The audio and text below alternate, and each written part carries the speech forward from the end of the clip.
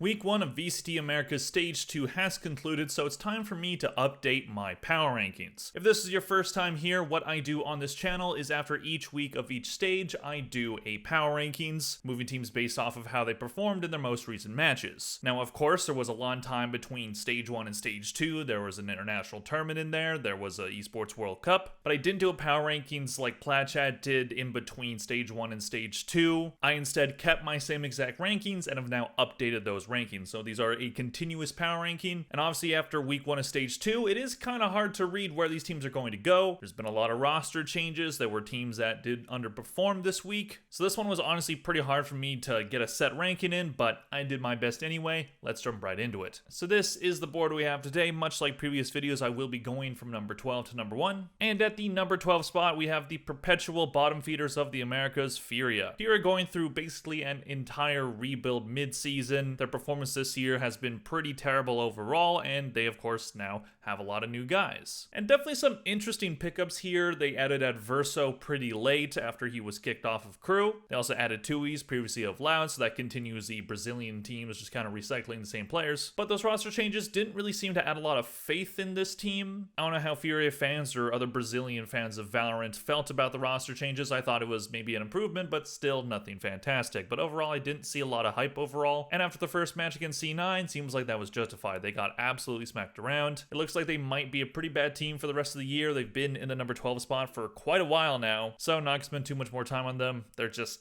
a bad team. Moving on to the number 11 spot, a team that is in the same spot as where they were after stage 1, but I could see them moving up, and that is 2Game. So 2Game only got one win during stage 1, that was against Loud, a team that went winless, and they had honestly a pretty decent game against Evil Geniuses to start their stage 2. Spike finally being allowed to play seems to have rejuvenated this team a little bit, and they were playing quite well. They did bring it to map 3, but they weren't able to win that one. So because of that loss, I couldn't justify moving them up after where they were in stage 1. They are playing against G2 next, so 2G versus G2. That's funny. Don't really see them winning that one, but hey, they're playing with Baby Bay, so maybe. We will see. Moving on to the number 10 spot, moving down 2 spots from where they were after stage 1. This is Energy. So Energy make the roster change of bringing in Scuba, FNS gone, and Scuba is a pretty solid talent that was playing in tier 2 for quite some time, so it does seem like a pretty good pickup. The problem is you have Ethan back on the IGL role, and that just did not go very well last time. Ethan is a player whose individual performance can be quite good, but in terms of being the caller for this team, it doesn't really seem to go that well when he's in that position. Yes, they had a decent performance at EWC, and they've had more time than most teams that made roster changes to get this player settled in, and Scuba is definitely not the problem and wasn't the problem with their loss against 100 Thieves. But overall, they still kind of get smacked around in that map too. Pretty rough sunset game from them. They didn't have any answers to what 100 Thieves were throwing at them. They are playing up against Loud next, which I think in the past would have been an easy matchup for them, but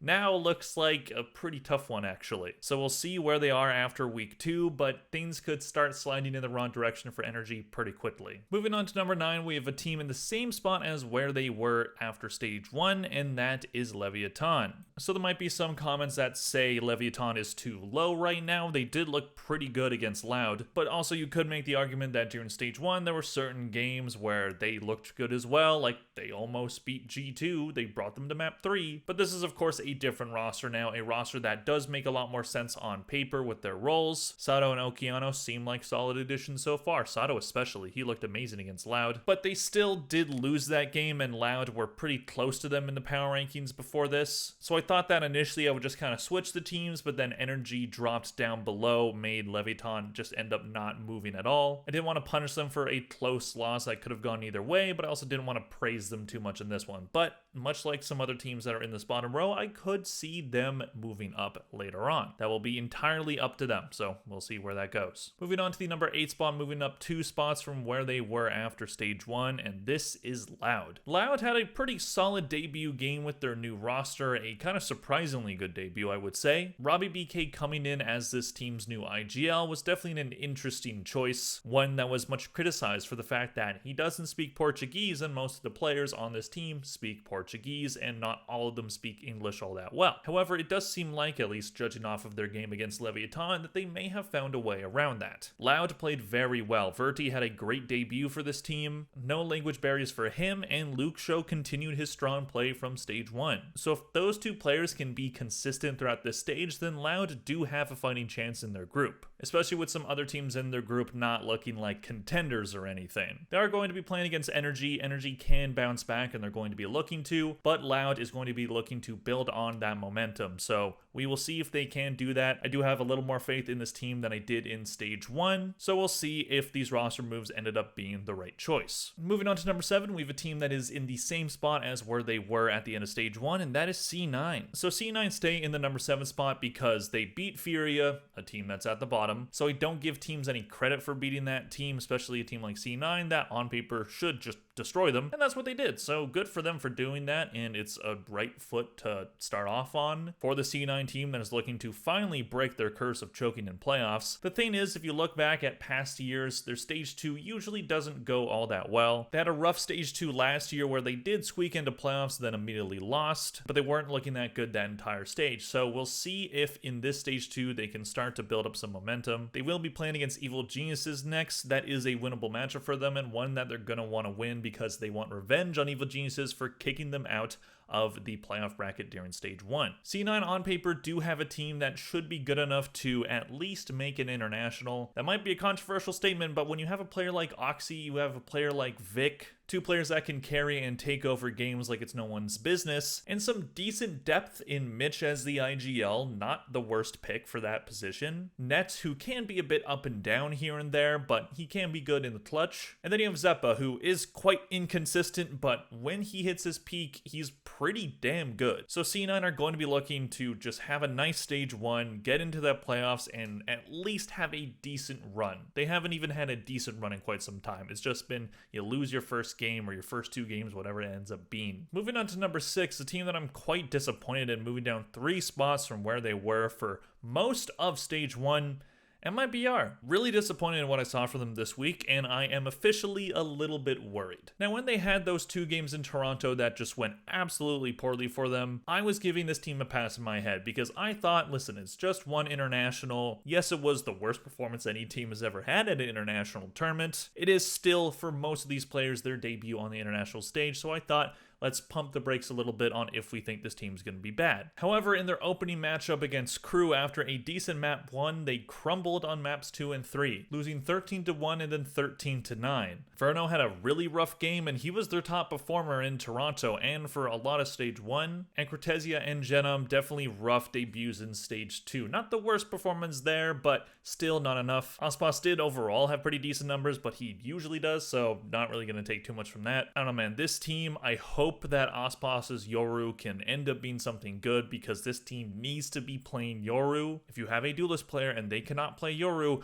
they might as well be useless to you. Yes, Ospas has been great on Jet and has made that character work even when she wasn't the main duelist in the meta. You have to adapt at some point. I do have faith that he will figure it out because he's just too talented of a player for me to think that he isn't able to do it. But overall, the team cohesion doesn't seem as good as what it used to be. The vibes don't seem as good as what they used to be, so there's maybe something going on. I really don't know, but I would be very disappointed if this team starts to just completely fall off because I was really rooting for them in stage 1. They were a fun team to watch. They have a lot of good rookies on there. Ospas seemed happy and things were looking bright for Brazilian Valorant. But if they end up falling off, who's going to be the savior for Brazilian Valorant? Loud might end up being good this stage, but is that really gonna put them at international qualification? I don't really know. They are playing against Leviathan next. That is a winnable match, but we'll see what happens. I do have faith in this team, just not as much as I used to. Moving on to the number 5 spot, moving down 1 spot from where they were at the end of stage 1, and that is Evil Geniuses. So Evil Geniuses were at number 4 at the end of stage 1, not just because that's where they placed in the playoff bracket, but I was really impressed with what I saw from this team. They looked quite good during that playoff bracket. They had a good start to stage 2. I do move them down only because another team moved up. There's not really much to say that I haven't already said about Evil Geniuses at this point.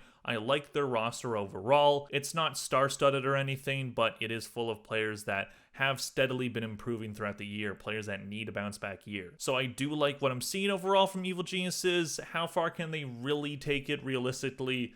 It's hard to say. If G2 and Sentinels make it to the grand final of the playoff bracket, then other teams will have the champs points qualification. EG might have the inside track on being one of those two teams for champs points if that does happen. So they're in a pretty good position overall, but they're going to need to keep up that strong performance. They're up against C9 next. They've played that team before. They've beat that team before.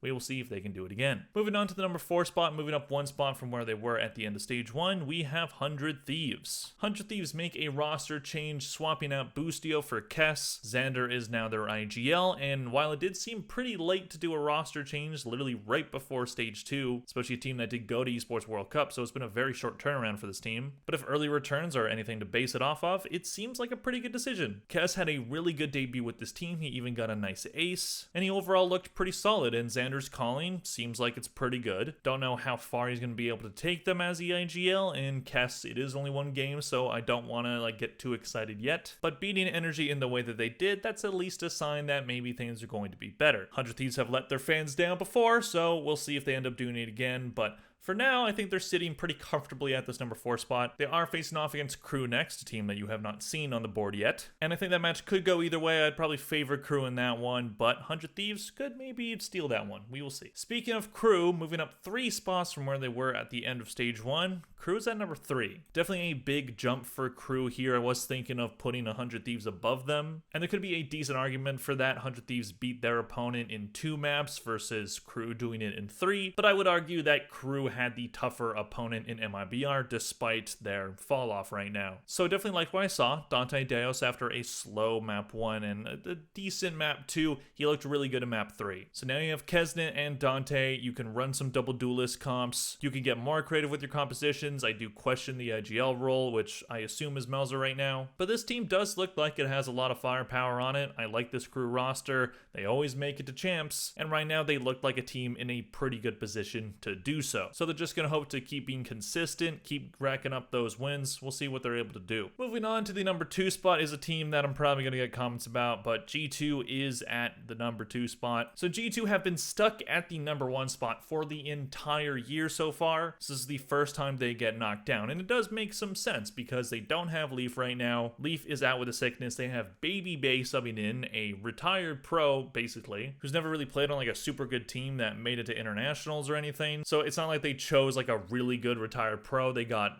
admittedly good pro. I'm not trying to say anything bad about Baby Bay, but if Tens comes out of retirement, then that's a lot more exciting than Baby Bay coming out of retirement. And Baby Bay was the lowest performer on that team, but it doesn't really matter too much. They were still able to take Sentinels to 3 maps and had a 10-4 lead on Lotus, so they did blow that lead and lose that game, but Sentinels really needed to win that game. If there was any time they were going to be G2, it was when they didn't have Leaf and had Baby Bay in instead. So because they have this sub right now, I could have dropped them down a lot lower, but them and Sentinels have been neck and neck in the power rankings for quite a long time at this point. At this point, G2 just have to wait for champions. Leaf has time to get better, so I'm not really too worried about that. I also felt like if Leaf is going to be out for an extended period of time, that they maybe would have brought in someone better than Baby Bay. So just by virtue of that reasoning, I do think Leaf is going to be out, not the entire stage. I'd be shocked if he was. If that ends up being the situation, we can panic a little more about them, but for now, not going to punish them too much for almost winning with a sub in Baby Bay. Which moves us to number 1, and that is Sentinels. So Sentinels, their first time being at the number 1 spot, and this one feels weird. I did debate whether or not I should put Sentinels at number 1. They've been at the number 2 spot quite a bit this year. There are some concerns about this team on the international level, but when it comes to the Americas region, they seem to be pretty good. However, they did almost lose that match against G2, and that would have been really embarrassing with Baby Bay on the team. So them almost losing that could be an indictment on them, but I also felt like, well, the team is still really good even with the sub. So I'm not going to punish either team necessarily for doing that, and Sentinels won that match and they were neck and neck, so just switch. It just seemed like the easiest option for me. Do I actually think they're the best team in the Americas? I mean, right now, yeah. G2, if they have their actual roster, definitely the best team, but Sentinels have been right there all year, so there you go. Congrats, Sentinels, on your first time being number 1 on the power rankings for me all year. It's a weird way for you to get it, but you got it. Anyways, those are my power rankings for week 1 of stage 2. I will be doing this weekly until the stage 2 is over. Let me know in the comment section down below, what do you think of my rankings? Where would you put all of these teams? I have a Discord server now that you can follow in the description down below. I will also be doing watch parties for the games this week. On Friday and Sunday, I'm busy Saturday, so I can't, but I will be co-streaming those games when it happens. I'm going to start with the second game on Friday because I'm working during the first one. So you can see me live for that game if you so choose on this YouTube channel and also my Twitch. Anyways, that is all for now. Please click like and subscribe if you enjoyed this video. Thank you all very much for watching, and I'll see you guys in the next one. Bye.